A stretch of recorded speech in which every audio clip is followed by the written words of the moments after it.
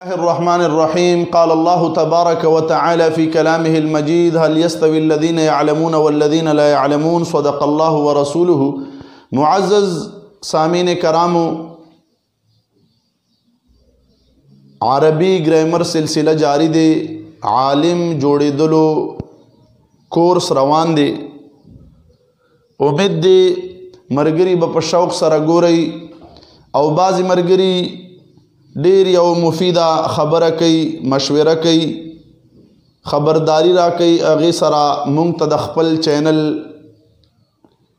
افاده مزید معلومیږي. هغه دا چې مرګري ډیر دوستان ډیر په پابندي سره هر یو درس چې دی هغه ځان سره کاپی کې نوٹ کوي. دا ډیره بهترینه طریقه دی. تاسو به دې سره ډیر سوالات هم په ذهن کې را پیدا کیږي او ښه طریقې سره به ضبط کیږي. راځئ ilm-U-Sarf سلسله چالو دی. 7 اقسام د کلمې 7 اقسام سلسله جاری دی. 7 اقسامو کې مونږ سره سدي صحیح، محموز، مضاعف، مثال، اجوف، ناقص، لفیف. په هغې کې مونږه د صحیح او د محموز متعلق بیان کړی. نن مونږه مضاعف وایو. مضاعف دا هغه کلمه دی، هغه اسم یا فعل دی چې د هغې حروف اصلیو په مقابله کې حرف تضعیف راغلی وي.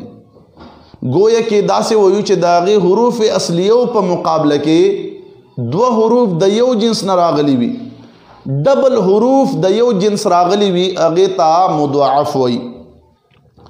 خو ناظرینو کتونکو، مضاعف مونږ سره 2 قسمونه دي. یو مضاعف ثلاثي دی او یو مضاعف رباعي دی. مضاعف ثلاثي په قرآن کې د دواړو استعمال دی.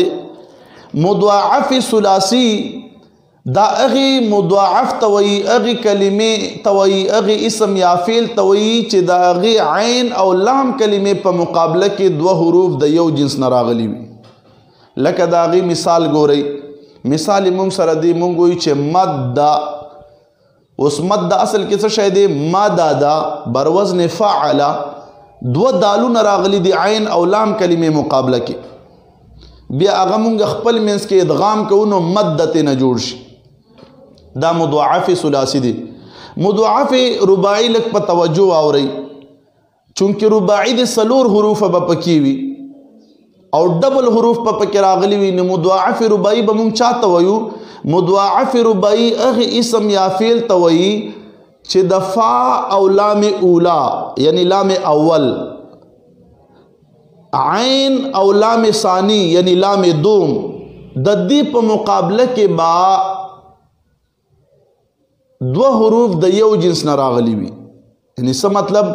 د فا او د اول لام په مقابله کې به هم 2 حروف د یو جنس نه وي او د عین او د لام کلمې مقابله کې به هم 2 حروف د یو جنس نه وي.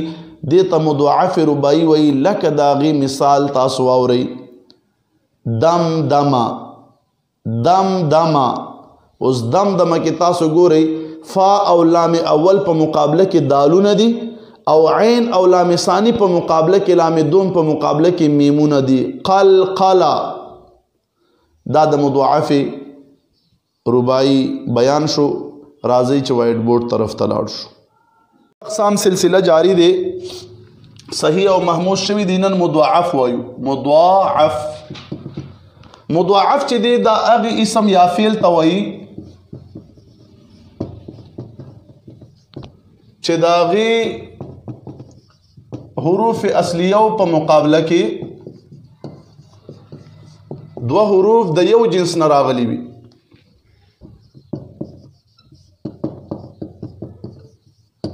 لکه مثال ګورئ تاسو. مثال رستو بیانوم. 2 حروف د یو جنس نه راغلي وي، دې ته مضاعف وایي. بیا مضاعف مونږ سره په 2 قسمه دی. یو مضاعف ثلاثي دی او بل مضاعف رباعي دی. مضاعف ثلاثي چاته وایي؟ هغه اسم یا فعل ته وایي چې د هغې حروف اصلیو کې عین او لام کلمې په مقابله کې عین او لام کلمې په مقابله کې 2 حروف د یو جنس نه راغلي وي.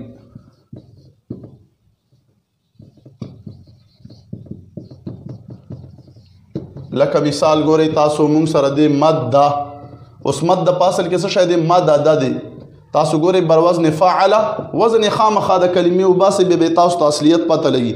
مد ده بر وزن فعل، عین کلمې مقابلې کې دال او لام کلمې مقابلې کې هم دال، نو دوه حروف د یو جنس رالو. عین او لام کلمې مقابله کې دا مضاعف ثلاثي دی. اوس مضاعف رباعي ته راشئ.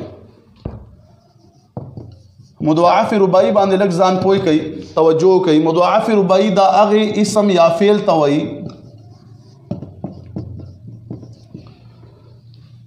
چې د هغې فا او لام اول عین او لام ثانی لام دوم په مقابله کې دوه حروف د یو جنس نه وي.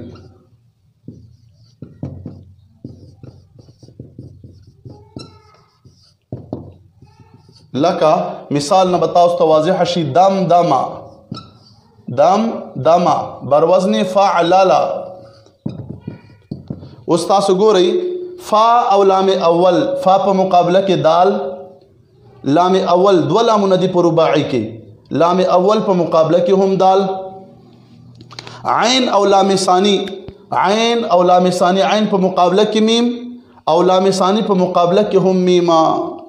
نو دا حروف دا مضاعف رباعي شو چې د فا او لام اول عین او لام ثانی په مقابله کې دوه حروف د یو جنس نه وي. بل مثال ګورئ قلقلا، قلقلا بر وزن فعلالا، وزن ضرور وباسئ. بیا ویما ولی فا او لام اول په مقابله کې قافونه دي، دوه حروف د یو جنس نه دي.